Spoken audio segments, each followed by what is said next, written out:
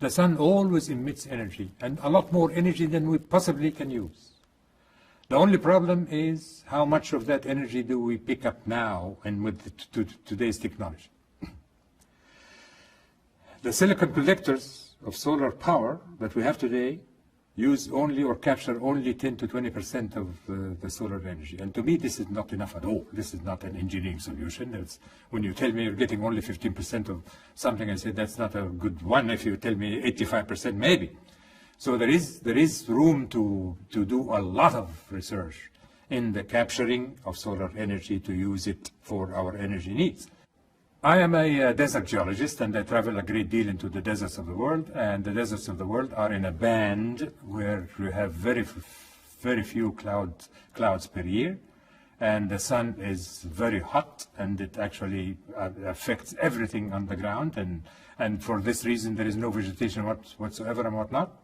But because of our energy use in the things that we have been getting used to, everybody in the world has been doing exactly the same.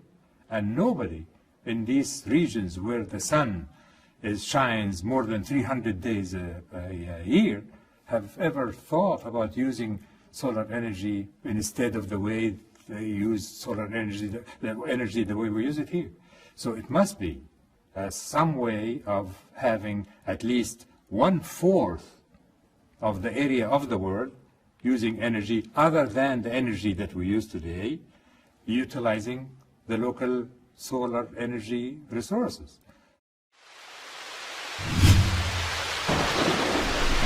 About 2,000 years ago, the Greek philosopher Pinter said, water is the best of all things, and indeed it is.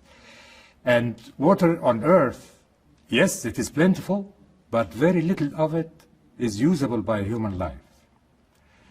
If you take all water on earth, only 1% of it is fresh and available for us to use. 99% of water on earth is either in the sea, salt water, or in the polar caps as ice. And if you take that fresh water, also a very small component of it is available for us to drink or use, because most of that fresh water that's in liquid form is beneath the ground. So we have to be innovative. How to use the surface water in all of the rivers and lakes and swamps and so on, and then how to find additional sources of groundwater and deal with them and make certain that we can clean them up or desalinate the water or whatever it is.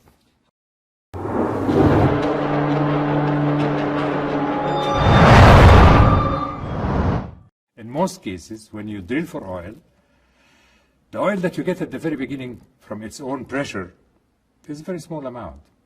Then you have to actually pump things into the ground to release the oil and increase the pressure on it to get it up for you to pump it out. In most places, companies use steam because it's hot, so it makes the oil a little more fluid, and it is the high pressure, so it will push underneath the oil so it can pump out, allow the pumping of oil up. And therefore, why not try to use carbon dioxide instead? Because you can pump it out down very easily and very swiftly. And oil companies need something anyway to pump down, so why not we take that carbon dioxide? So I personally believe that pumping carbon dioxide in the oil fields of today is an easier challenge. It's something that we can get to right away. It's a little easier than pumping beneath the ocean.